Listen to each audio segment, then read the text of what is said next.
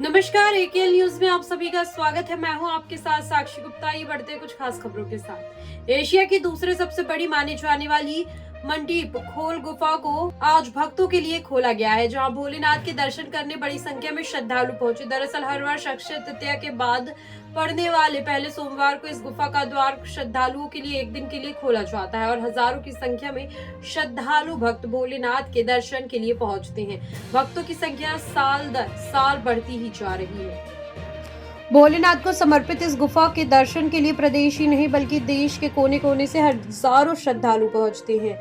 दुर्गम रास्ते, घने जंगल, नदी नाले को पार कर श्रद्धालु बाबा मंडीप खोल के दरबार में पहुंचते हैं। गुणीराम बैगा विष्णु पुजारी ने बताया, मंडीप खोल गुफा को लेकर कई रियासत कालीन मान्यताएं जुड़ी हुई हैं। वर्षों से ठाकुर टोला के जमींदार इस गुफा को अक्षय तृतीया के बाद पड़ने वाले पहले सोमवार को केवल एक दिन के लिए विधिवत पूजा अर्चना कर खोलते हैं।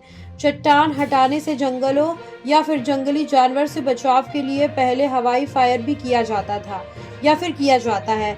गुफा में पहला प्रवेश जमींदार परिवार के लोग ही करते हैं और वहां स्थित शिवलिंग सहित अन्य देवी देवताओं की विधि विधान से पूजा अर्चना कर क्षेत्र की खुशहाली की कामना करते हैं।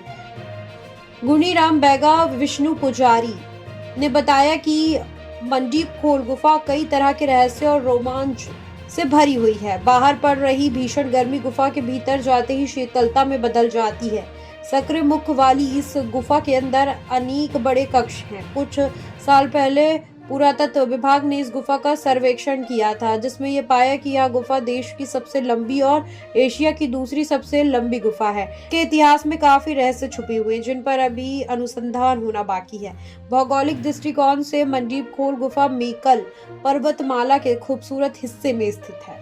यहाँ पहुँचना सरल नहीं है क्योंकि गुफा तक पहुँचने का कोई स्थायी रास्ता नहीं है। पहली मेटा या ठाकुर टोला तक ही सड़क मार्ग मौजूद है। इसके बाद भक्तों को घोर जंगलों से होते हुए पहाड़ियों की सहायता और पहाड़ों को पार करते हुए रास्ते में पड़ने वाली नदी नालों को पार करना पड़ता है। गुफा के पास स्थित कुंड से निकलने वाली श्वेत गंगा को श्रद्धालु रास्ते में 16 बार पार करते हैं और बाबा भोलेनाथ के दर्शन पाते हैं।